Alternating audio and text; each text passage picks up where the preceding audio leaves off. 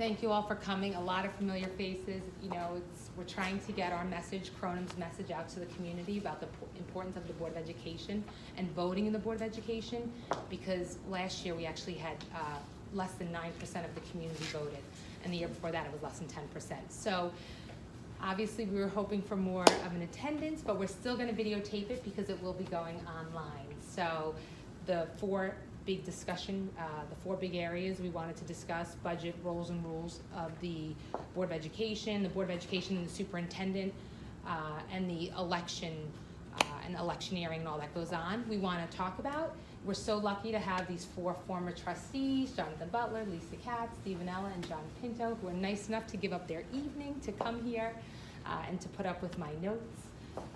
I asked them to talk about these four areas and to add, obviously, all their experience to this group. So thank you guys for coming. And Steve, do you want to start talking about budget and the importance of the Board of Education? I mean, what do you want to start off with questions, Mayor? How do you want to do this? Everything's in this right here is pretty self-explanatory. Do you want to start talking about how the budget's put together? I mean, it's basically, as you see here, Mr. McDade puts the budget together. We have a tax cap. We have to keep it under the tax cap if we want to get our little checks back every month, every year that we get. Certain amount of the budget is already accounted for, anywhere between 80 and, when I was the first year or two I was on the board, it was 86% of the budget is already accounted for contractual reasons. I think last year the tax cap was 2.6 or 2.67, so we always try to keep it under that. Mr. McDade always did a very good job. And as you put in here too with the notes, that Shelter Island was one of the only ones I think last year, except for North Belmore. But North Belmore had to pierce their tax cap because of transportation issue, because they wanted to do more busing. So in order to have that, if it passed, they had to account for an additional transportation. I don't know the exact number. But why, for all the community members that aren't here, what do they need to know about the Board of Education and the budget in terms of? Go ahead, Mike. Well, and this may be a good starting point too. What I see as a community member is, I don't think a lot of people are clear what the board does. And what I mean by that is, and budget I think is a good starting point for that. The budget itself, who develops the budget? Is that developed out of the superintendent's office? Is it the business official? Is it constructed in conjunction with the board, the superintendent, and North Merrick Teachers Faculty Association? What I guess where I'm going with this is, what is the overall role of the board? Is it simply a yay or nay vote to a budget presented to them? Do you have line item veto authority? Like when a budget comes in, do you set policy with that budget? Do you say, no, we don't want to have XYZ program, or we do want to have this program? Generally, the superintendent brings us, okay, or brought us, what they want, what they don't want. If the budget's already set, like I said, 85%, I'm just using a round number because every year it's different. Approximately 85% of the budget's already accounted for contractually between the teacher's contract, CSEA contracts, the superintendent's contract, the administration, the maintenance, all of that is already basically set in there. And then each line item is given to us or given to the superintendent, and then it's given to the business officials. And then they say, okay, this is what we want to cut, this is what we want. And then every year things go up, just like everything else. Right.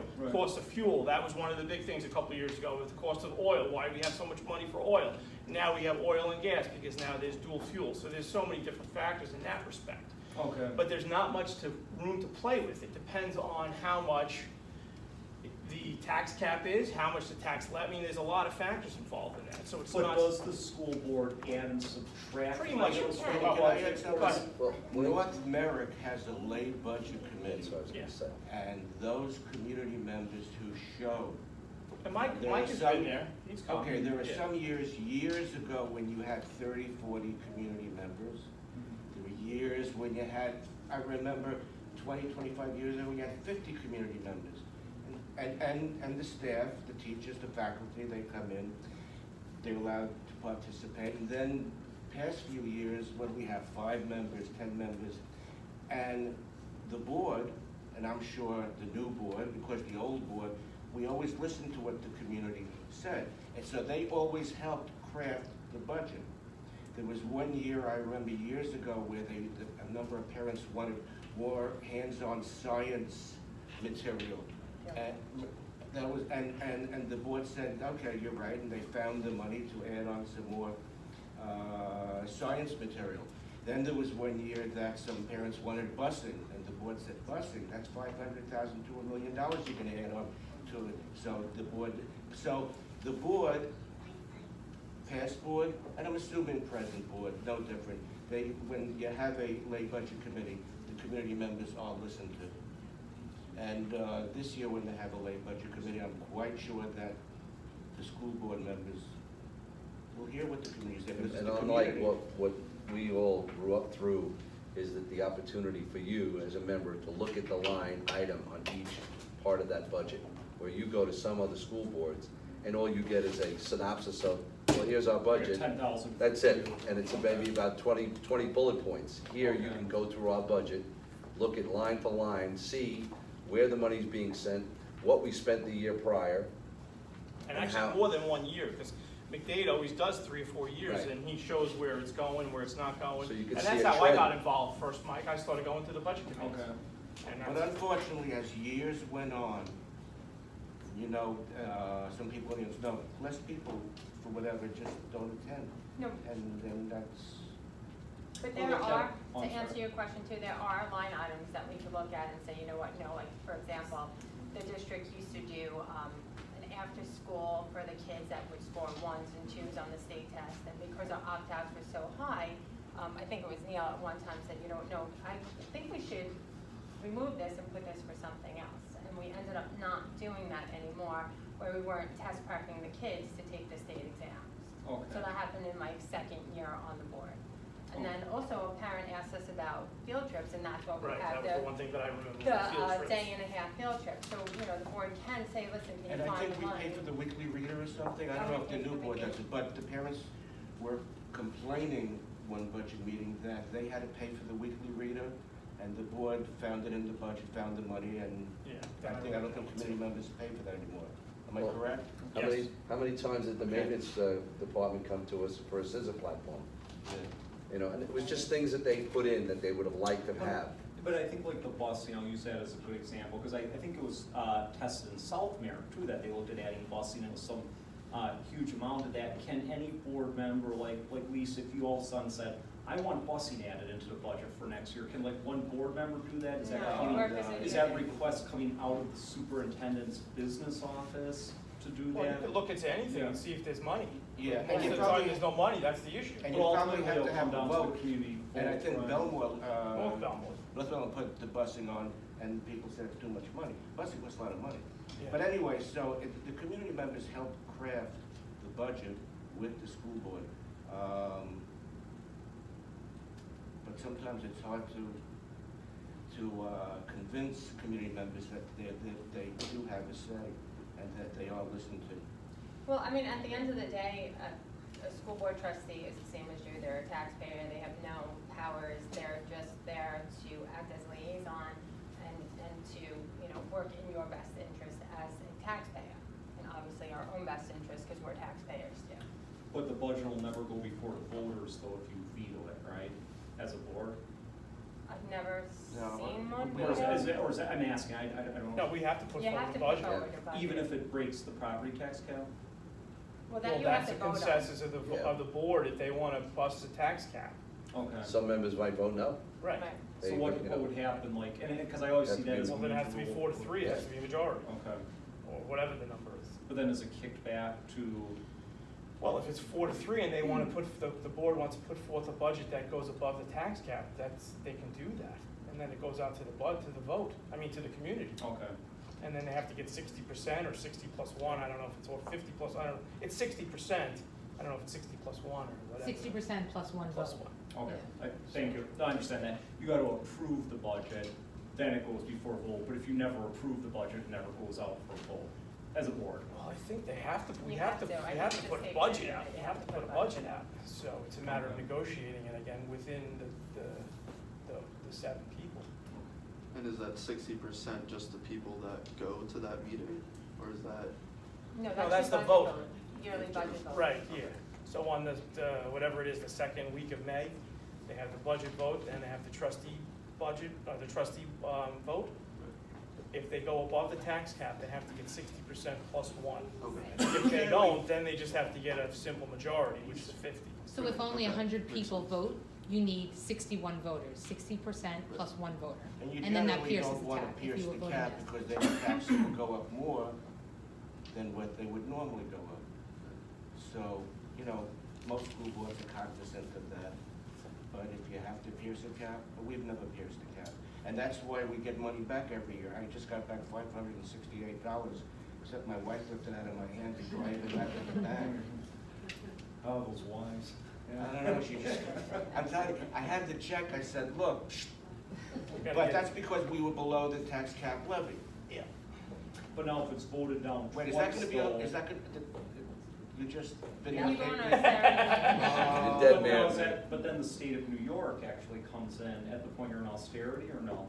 You would have to go on a Saturday. The budget, if the budget doesn't pass, then it gets put forth. You could either leave the budget alone and put the same budget out there again, and then it gets voted again, and then if it gets voted down, then it goes into austerity budget. And an austerity budget is the minimums, which is basically the 86%. So things are gonna start getting cut Like and stay the music, same, art. and not get changed, and not go up on things, Groups and are not gonna be adding. charged to use the buildings, Yes, the so fields. there's a bunch of things that happen. And they had an austerity budget here, 92, and Yeah. I believe 96. and before that, in this, But when if I the was, budget fails, the board can put it up again. yes, without You know, changing, But, The exact same budget. yeah.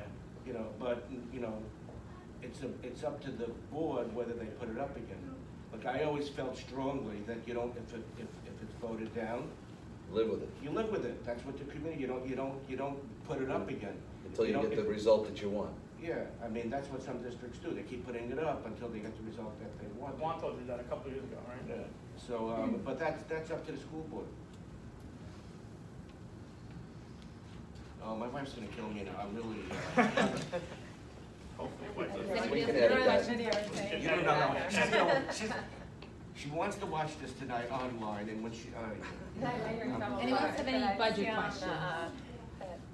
I'm really. I think what the community really needs to understand is that about 84 to 85% of the budget is contractual. Yes. So the Board of Ed can't do anything with that money because it's contractual. But it's that remaining 15 or 16%. And also the mandates, you gotta throw in those mandates that come down from the state that we Yes. have to abide by. Right. And that's all part of that. Those mandates fall with that, all the contractual issues. Everything, this one big package, and that's why it's very hard to work on a budget that you're only working maybe 10-15%. And as health prices increase and insurance increases, now you have less Pension money costs. for pension. So now you have less money for all the other stuff. We all saw what the Newsday printed with the superintendent's pensions that they're all sitting fat and happy with. But that's approved by a board. Well, those are their Said yes. contracts, that's what they, when they retire, this is what they're getting in But their the pension. teachers are different from the staff, correct? Or no? What do you mean, what kind of? Teacher salaries are approved as the overall board. Packages for like the superintendent and all that. Two different Oh, contracts, yes. they're all, Are two different, yeah. okay. Each has their own little unit, you know, the teachers are one unit, the superintendent is a unit. So a Principals teacher are in a North unit. Belmore could be earning different from a Yes. teacher in Oh, North sure. Merrick, Oh, absolutely. even though they teach 2 blocks away. Correct. Pretty What much. the community has to understand is the school board, present, past, we have nothing to do with the pensions. That's state mandated. You know, the state. numbers. Right. You know, the state tier 1, tier 2, tier 3, tier 4, I think there's a tier 5, tier 6. We don't make up the pensions. I mean, the state tells, Well, the state tells the board or the district how much money, what it is, what they have to pay. Okay, well, we talked about the superintendent. What's the relationship between the Board of Ed and the superintendent? superintendent's accountable to the board. The board represents the community, and the superintendent is accountable to the board. It's not the other way around. The board is the boss, and they hire the superintendent To run the operation. to run the operation. they can even tell superintendents that they, you know, it's time to go. Other districts have done that, and then because there's a contract, you do have to buy out your superintendent based on that contract. But I've seen districts tell superintendents they don't want. There's a couple of them. Yeah. They all Could you but do that 7 years in? You can, Do well, it. yes, you can, because you renew their contract, you extend their contract, you renew. So they're on like a hired- 2-year contract or It something? depends, 2, 4, depends. And if you read the contract, it always says up to the discretion of the board. So, I mean, what did David have? He kept getting his extended too. we did David, what, He was here for every year? 15 years. Every year, Jonathan, what do we do? Every year, every 2 years? I think it was every year. When I got on the board, it was every year. No, but that's raises every year, and then you talk about raises. Right. But basically, they're accountable to the board, because the board is accountable to the community, and the board is the one that hires the superintendent. But the day-to-day decisions are being made by the superintendent. Yeah. And Well, when teachers are moved between that's grades, between superintendent. buildings, That's all the That's superintendent. the superintendent, curriculum, superintendent. I mean, the role of the board is not to micromanage the district, it's not to show up at schools just to say like, gotcha, to see what the teachers are doing. You're just really there to conduct the business of the district. And by conducting the business, it would be voting on what the superintendent brings forth, setting agendas, setting goals for the district for the year, evaluating those goals to make sure that we have student achievement. That's your real role as a Board of Education. And you should be able to work together, and, you know, any type of personal agendas should be hopefully set aside, you know, and just work for the students. That's really what you're there for. You're there to make sure, you're the voice of the students. Because at the end of the day, are parents gonna always show up if everything's great? No. You wanna make sure that the students are getting the best possible education within our budget and within our mandates. so you're the voice of the children, but And as the a community. yeah, And as the a community. taxpayer, you're the watchdog for the taxpayers Of course. at the, you know, the closest Well, to what you're law. doing is you're making sure that the taxpayers' money is being spent responsibly. That's where It's you're, checks and balances. Yep. What it is. like you would hope that superintendents don't walk away with a lot of money when they retire, and that's the board's role to make sure that they don't do that. So But you have to have sometimes- checks and balances, otherwise you end up with a district like Roslyn. You know, remember years ago, Roslyn, Ed's checking his head, yes, there were no checks and balances, the school board there was asleep at the switch. He served his time and now he collects his pension. You know, so therefore, Every day's kitchen at Home the Depot. school board is, you know, the buck stops there. You know, if a superintendent leads the school board down the wrong path, it's not the superintendent that get in trouble, it's probably the school board. Do I get a shake in the head there, Walter? Okay. Right, because you guys are the boss of the superintendent, Yeah. so if the I don't like using superintendent the word leads a boss, district in a. but we oversee, yeah, I mean, this is where the buck stops. Like if if I'm now a taxpayer, if they pierce the cap this year, I come up to the school board and I give them holy hell, right? Because they're responsible for piercing the cap. But they would never do that. He's shaking his head yes again. But they would never pierce the cap, right? Okay. But anyway, so there's checks and balances. Otherwise, you know, the superintendent's accountable, like I said, to the school board, and everyone has to be awake to see what's happening. So checks, but the superintendent is doing the day-to-day stuff. Right. She's the educational Lead. Expert. expert. And what about the roles and the rules of the Board of Education? Because I know, from having spoken to former trustees, that if information is put out there, or rumors are put out there, the Board of Ed, because of your oath of confidentiality, is not allowed to address what is put out there by the community. Can you speak to that, the rules and the role, well, more the rules of the Board of Education? What's said in executive session is confidential, and that usually is just matters of personnel. Nothing should be really discussed in executive session. Everything should be out in the open. Doesn't always happen, but it should, most or all, everything should be out in the open. Anything you talk about in executive session is matters of personnel, legal issues. And we can't talk about that. I mean, there are lawsuits all the time, you know, little Johnny falls in the bathroom on his shoelaces and there's a lawsuit. We don't tell the community because that's confidential, but that's discussed in executive session. Am I right? I mean, we've had lawsuits over the years. Little Johnny chips his tooth in gym, you know, they sue the district. It wasn't district's fault, but, so that's discussed in executive session. And that's confidential. Contracts are confidential. So, I mean, there were Well, the many. negotiation process of it, the information all that we get from the confidential. lawyers and that stuff is confidential. All Because then executive once the contract's settled, then Public that's knowledge. public knowledge, and you can actually see that on See Through New York, I think is the website, and it's for all contracts too, teachers, superintendents, CSE, are they there too on See Through? That was the one I didn't know. So then everything that's on the agenda under new business should be discussed for the first time publicly at the Board of Ed meetings? Yes. And what about old, so anything on old business, should that have been discussed publicly at the Board of Ed meetings? Yes.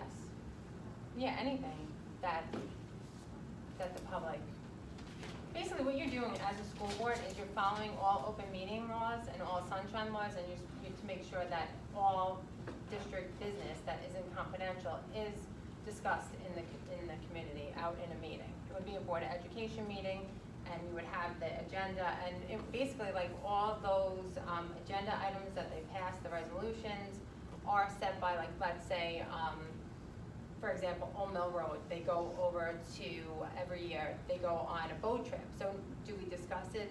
No, we pass it because we already know that this has been happening years and years and years, and it's voted on in public. We don't say in the back, hey, Old Mill should give that money, you know, everything's done in the public. What about something like, I use an example because this is a recent one, the changing of the parent-teacher conferences over like a wider range of time to like all bunched up into a single day, like all the parents were notified, like essentially right before back to school night, that this change was made.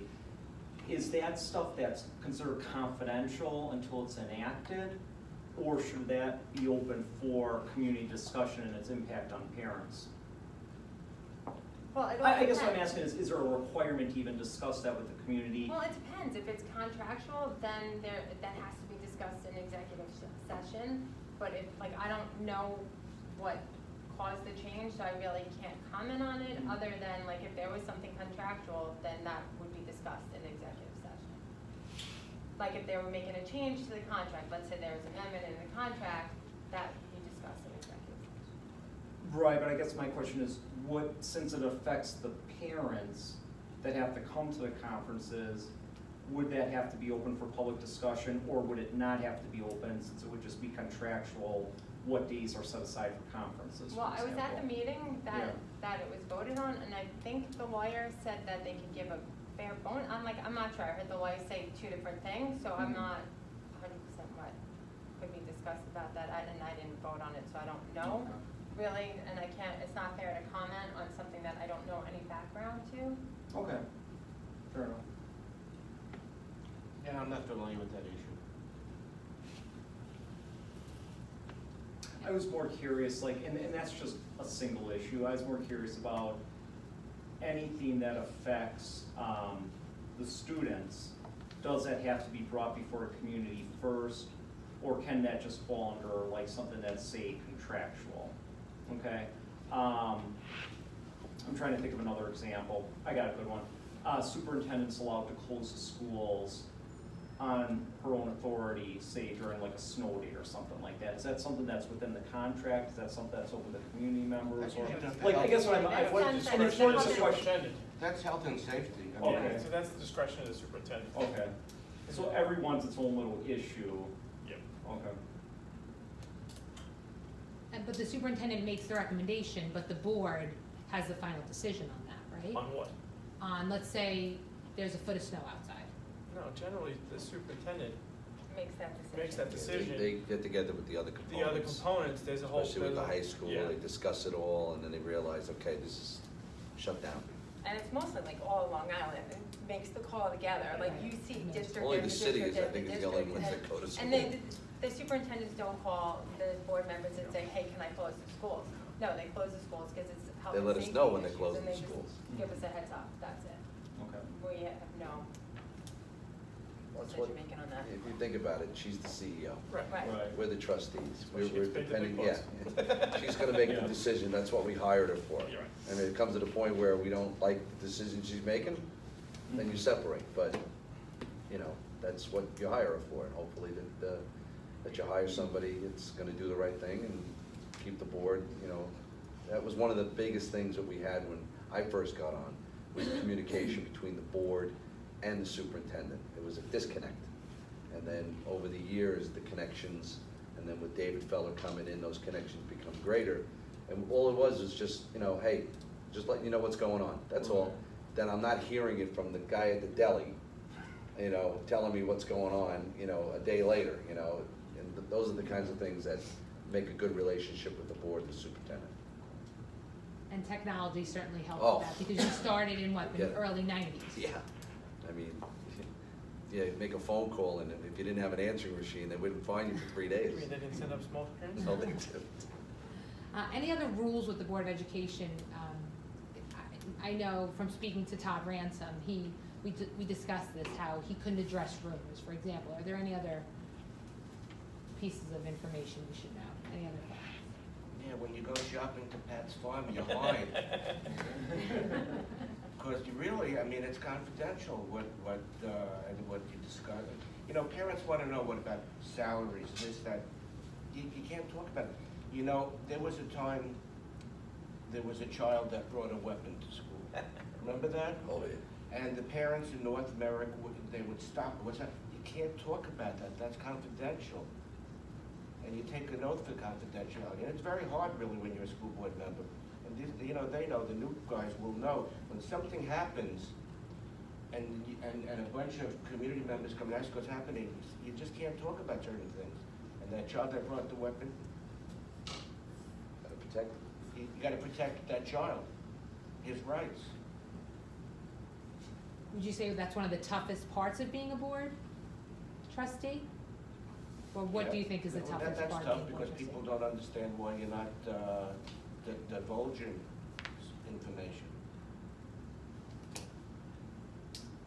Because people don't understand exactly how it works. People look at a story differently. You know, one person may see something, another person may see it differently, you know. Things are said on the front lawn at the schools. Yeah. Well, you know what, though, from a parent standpoint, and this might be a better example, and this is always like my favorite issue when people bring this up. Why can't my kid go to Camp Avenue instead of Fayette or vice versa? Okay, and I know I know the current superintendent. You know, she laid out a logical plan. Like, okay, well, this is why we're going to do that. Like, this is why you can't have 4 grades over at Camp Avenue and 1 over at Fayette. But anyways, my point is, when you're gonna set a district policy for this is how we're gonna populate the schools, and even though you're technically Old Mill, you might have to go to Camp Avenue or vice versa, is that ever brought before the public Oh, sure. beforehand for public input? We had committees back Or in are the day. parents finding out after the No. fact, like, hey buddy, too bad your kid's going to Old Mill or wherever, you know? We had a serious overload in Camp Avenue years, you know, back in the late 90s. And we talked about several different options, you know, making a kindergarten wing at Fayette, building onto the second story of the Camp Avenue building, and building a second story on top of the kindergarten wing over Oh, there. yeah. We talked about knocking Camp Avenue down, selling off the property and making a mega building over here at Fayette. You know, there was a bunch of them. We had committees. We had, you know, community input. We wanted to know how everybody felt, and we bobbed and weaved, and then we had those swing streets, Sherman, Potter, where, you know, one year if the overload is at camp, we're gonna push some more over to Old Mill Road because it's a little less.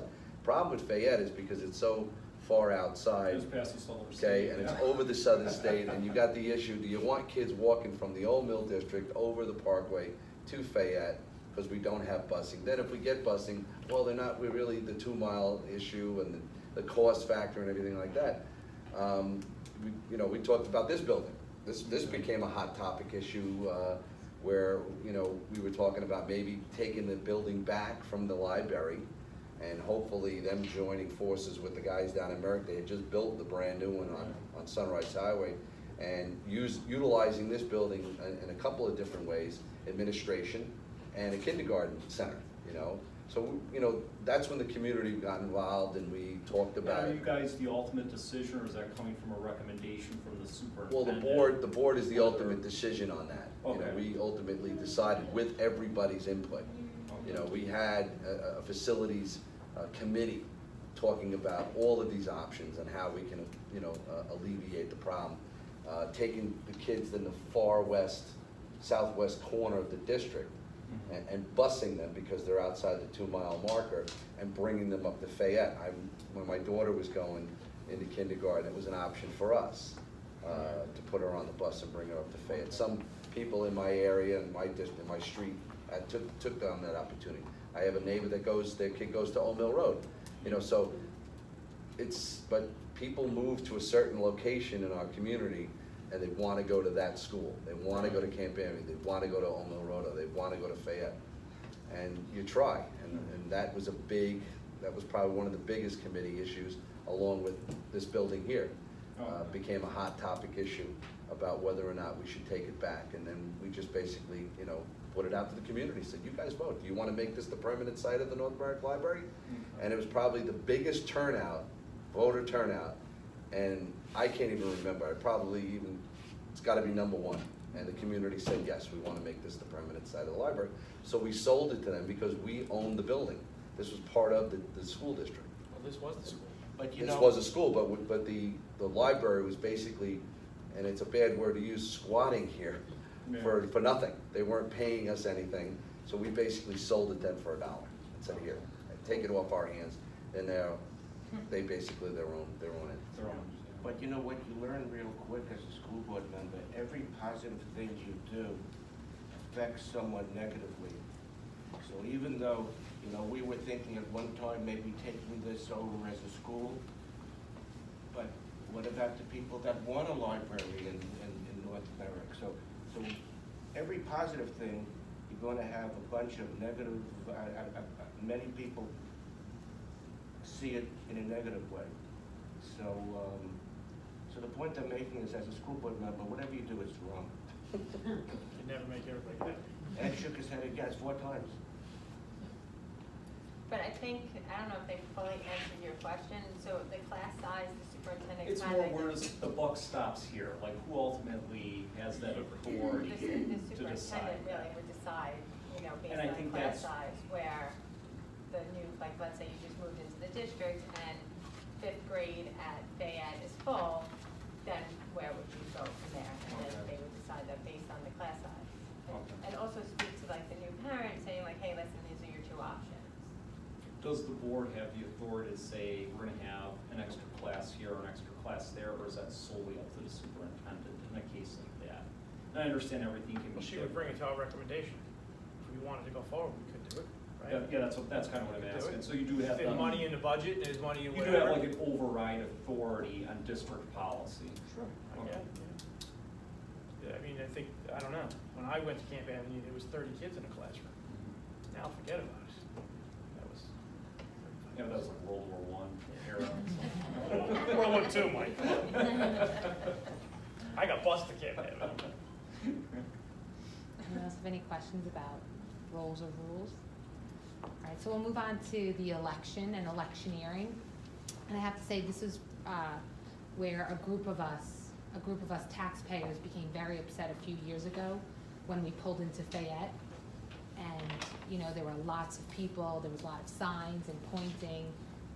And, you know, in the last couple of years, we've noticed that where in front of the polling place, in front of the polling spots, there are lots and lots of people. And having done research for Cronum, I'm speaking for Cronum, this is not just an issue in North Merrick, it's all over New York State. It's very well documented by NYSET. And it's actually an epidemic throughout the country. So can you guys talk a little bit about that? Well, You never saw it like that, right? Till Having- was it Skip Hale outside in the rain? Yeah, well, That was the first one. no, it actually goes back to Oh, yeah? even further than Yes, that. that's When one I I first remember. ran, back in the nineties, it was very small. It probably was maybe the candidate and a friend standing at the driveway. And then, this past 3 years and I've said it at the board meeting when I got elected, that it was very disturbing to see how it evolved into this show between two factions in this community, and very disappointing because it discourages, good people from running for the board, because do I want to run for school board and say, do I have to spend $500-600 on campaign material? Do I have to, when I'm fighting up against somebody that has the means and the finances to do that? It was never like that. It was done in a way where you knew it was being done, but it was quietly being done. Whether it was a postcard, whether it was a phone call. Now it's this orchestrated effort to push a candidate or candidates onto the board. And it was very disheartening to see it 3 years ago when I ran, 2 years ago when I ran. And I was very disturbed to see what it's become. And having stood out here this past election and listened to some of the rhetoric, some of the people on the opposing side, one of them said, yeah, I just got back from voting out my election, but I felt that the candidates that were running, I couldn't choose either one. And I'm sitting there saying to myself, well, you couldn't vote in your own election, in your own town, but you're coming in here and now influencing our election. And I find that very disheartening in this community, that we've got outside influences dictating on who's going to be sitting on our school board. And unlike, in a national campaign or a local campaign, what bothers me more than anything is having money from an out-of-state or upstate group, or some people's money coming from somebody's organization that doesn't live here. They don't live here. The money's coming from other areas, and it's influencing our elections, and it's not allowing good community members who want to run with the thought, do I have to spend $1,000 to get elected? And that's wrong. We shouldn't have to spend anything. We should be able to come to a meeting, meet the candidate night, tell the community what we're all about, and let the community decide. Not to have some sideshow at the entrance of the polling area. And that's my personal feeling. I hope that maybe we can get back to the old days where it doesn't become a circus. But I don't know how the rest of the members here feel, but that's my opinion of it. It's sad that it's gotten that way. It really has. Where do you think that division came from in the first place? There is individuals in this community who have vendettas that I personally know that orchestrated this whole operation over the last 3 years because of his, I don't know if you want to call it, he's just not a nice person. And he used that to bolster his position in this community, to attack other people, attack other board members. And it's a sad thing, and I know it firsthand. I saw what he did, and it's very disturbing that one individual can orchestrate a circus like he's done in the last 3 years. So you think it's become very politicized, basically? Yeah, because the person that's doing it is benefiting from it financially. So why wouldn't he do it? I had somebody make a Facebook account to rip me apart on Facebook. That's how bad it got. And then I was worried about my own business in this community that I've been running for 17 years being affected by that. That was my issue. And it happened to me. So, am I ever going to run again? No. Why? Why should I put myself out there? That's what he's saying. It's getting ridiculous. So. Well, the way I see it is, once a candidate takes money from a special interest group, any special interest group, then you need groups like Cronin. Because I'll give you an example. Once a union, any union, gives money to a candidate, then that candidate is beholden to the person who gave him money. They do it on the national level, okay, so it doesn't affect us too much. You know, Democrats get money from unions, Republicans, big business, small business. They do it on the city level, national level, state level. On the real local level, when candidates take money from unions, for example, they're beholden to that union. Otherwise, they're gonna get a call in the middle of the night. You take $500 or $1,000 for a campaign, you're beholden to them. You are no longer representing me. You've taken $1,000 from them. I haven't given you anything.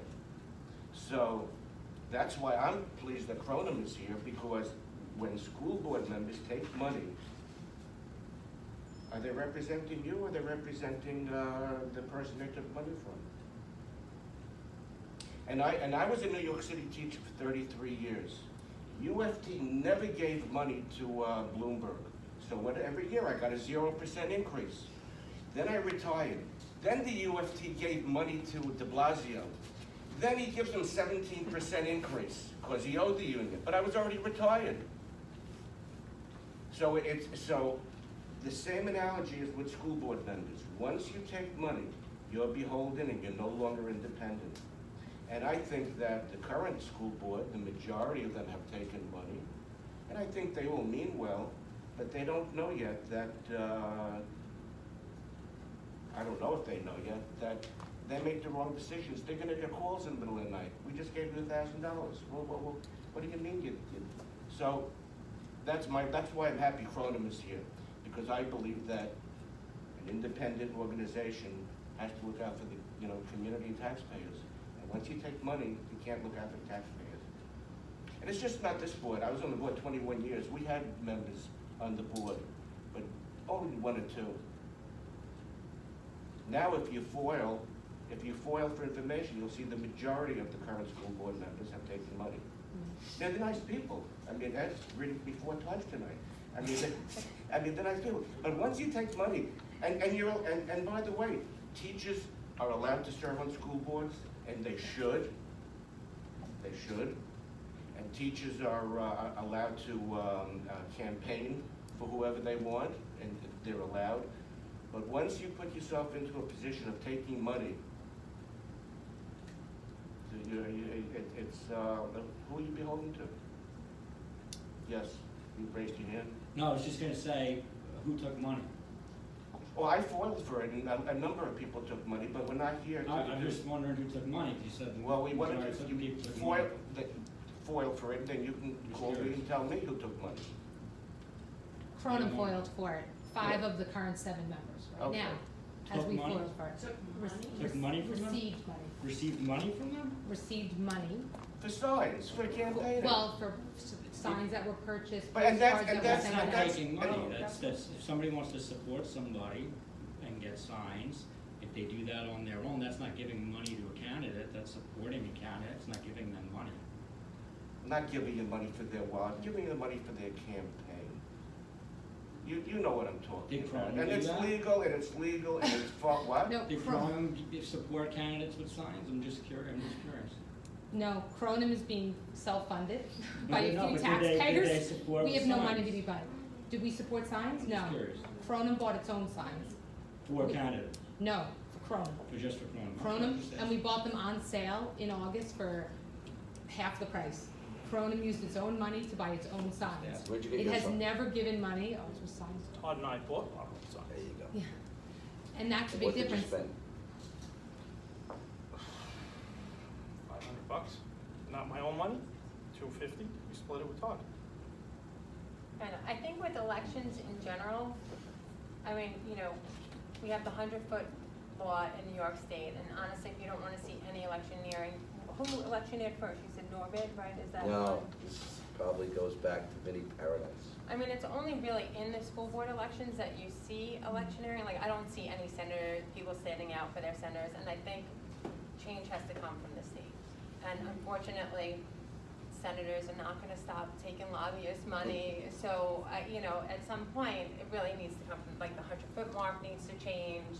Those types of things that you need The problem with that, to. Lisa, and I'm not disagreeing with you, but you can't stop people from If you That change. First Amendment, well. but Well, if that's- you, no, I'm not saying that's a not to first- electioneer. Well, but she's you talking said- about the sideshow. I'm talking about But changing the 100-foot law. Yeah. If the laws change, Okay. then you can do it at 200 feet, or whatever the state decides. You can't stop people from electioneering, and everyone does have a right to electioneer, because that's one of your rights. It's that you hard have. though, as a resident of North Merrick who's paying $17,000 in taxes, when you have many, many, many groups of people who aren't paying the taxes and are yet, they're holding up signs. Well, you know, It's that's their difficult to right, swallow. but that's their right. You know, and I have no problem with a special interest group campaigning for somebody, but I have a problem with them giving money to that candidate. To because- support them. To support them, because now they're owned by the person that gave them the money. And it's human nature to be owned, and that's why unions give money, and that's why big business and pharmaceutical companies give money, and that's why attorneys give money to presidential elections, because in the end, they're gonna get something back. But on the local level, in a small community in North Merrick, eventually, the community members will get the raw end of the deal. I mean, pharmaceutical companies give money to different parties, and so does big business and small business, that's America. But in a small community like this, it's gonna hurt in the end, in my opinion, it's gonna hurt the taxpayer. But ultimately, it's the lack of participation in the election. That's what's the problem. You got 11 or 12,000 people in this community, and only 9 or 10% vote every year. So where's the other 10,000 people? I mean, that's the problem. No, I mean, not the problem, but that's the situation. And you don't have that many people that want to take the 20 minutes to come and vote. So. That's how do actually you- why Cronin, Well, that's how why do we you came get into existence, people- raising the awareness. right, And we and- came off a little strong in the beginning in terms of, I think, how we saw things. But at this point, we are just a grassroots movement trying to spread this information out to the community, how important the Board of Ed is, the $32 million, and the importance of everybody voting. One of the things that I always ran into is it's amazing how many people don't realize that there's a teachers union in this district, because we're a North Merrick union-free district. And that was one of my first questions when I was sitting in the audience, and it was explained to me because we're not affiliated with the high school. So, but so many people don't realize that there is a union involved in this district with the teachers, and CSEA, and the paraprofessionals, and everybody else. So, but most people don't understand that because they look at the name of the school district and they say that, and they're not aware of it. And I wasn't aware of it till I sat in the audience. Right. So, You know, as a retired teacher, I belong to 2 unions. I pay dues to NYSET, and I pay dues to UFT, and even give a couple of dollars to COLE. But even as a school board member, I knew that if I took money, and in the very beginning years when I was a young school board member with dark hair and 50 pounds lighter, they offered money for my signs and for the leaflets. But once you take it, you've sold your soul. And that's the way I see it. You can't be independent once you take money. But that's it. What question? Sorry. Do you have an example of someone selling this, or like of someone actually No, going you know, I'm not something? getting, but I just want an example. I can't give you an example. Well, I would use the teacher conference days. I can't give you an example. The beginning of the year, we received the school schedule, and there were 3 teacher conference days. And then we went to the I went to the September meeting, and we heard that there was gonna be a change to that. Information wasn't given out. And then the next day, 2 hours before Meet the Teacher started, we found out that those 3 teacher conference days were now consolidated into one, which for some, maybe not a big deal, but for your working families where people get that calendar in September, they go to their, human resources or bosses and say, listen, I need to be home for this day at this time. I think that was a decision that I absolutely see benefiting the teachers, the North Merrick Faculty Association, because now instead of having 2 late nights, it's only 1 late night. And yet, the taxpayers, the parents, it put us put many of us in a predicament. And not only were the 3 days put down to 1, but the length of the conference has now been shortened pretty significantly, because you have to squeeze a lot more people into one day. So for me, right there, I think that's a very, Understood. I cannot most comment recent on that. example. I just wanted to know from a previous board member if anybody had a It- specific example, I don't since have a that's what you're specific talking about. example, but it takes a pretty strong person that takes money and then goes against what they want. And hopefully we have a very strong board. I'm sure they're strong people. So I just wanna clarify, you have no examples. I'm not gonna be specific, what, Okay. you know? Just asking. You I'm take just- money. I'm asking. Once you take money, that's it. Also, my next question, so you foiled everything that was given for the campaign, did you foil everything? So specifically referring to the last election where I personally ran, did you have all the expenses, including my own? Cronin foils for any of the expenses that you Right. put out. So Correct. if So you were my add some own to your own. included as well? And then plus with the North America, Right, I just Chapter wanna, Association. meeting. clarify and make Yeah. sure that you understood that and had Absolutely. that complete information that Absolutely. I can speak for You see that myself personally only. you put some in, and then the Yes. North America Faculty Yes. Association put in there they $650. have bought signs as well, yes. I just wanna make sure that everybody listening tonight, all 6 of us here, understood that there was more It's to a small someone crowd, else. but good So, thing in 2018. I love it, thank you. Good thing in 2018, when this goes online, we'll get Right. hundreds of people watching, and that's what we need, because we need to Yes, we spread do. the Oh, word. signs are expensive. What is that? Signs are expensive. I bought them for Cronin, I know, and I bought them over the summer when they were half off. Anybody else have any questions? Sales in the summer. Half off, 50% this year. Well, I really appreciate Jonathan Butler, Lisa Katz, Stephen Ella, and John Pinto for coming. You guys have 47 years of experience. I didn't even, I'm sorry, give the background on that, but we really appreciate it, and we're hoping Cronin is getting the word out there. People are definitely watching the meetings, reading the notes. So we're hoping that this information gets out and we start to see More bigger numbers. participation. More participation, absolutely.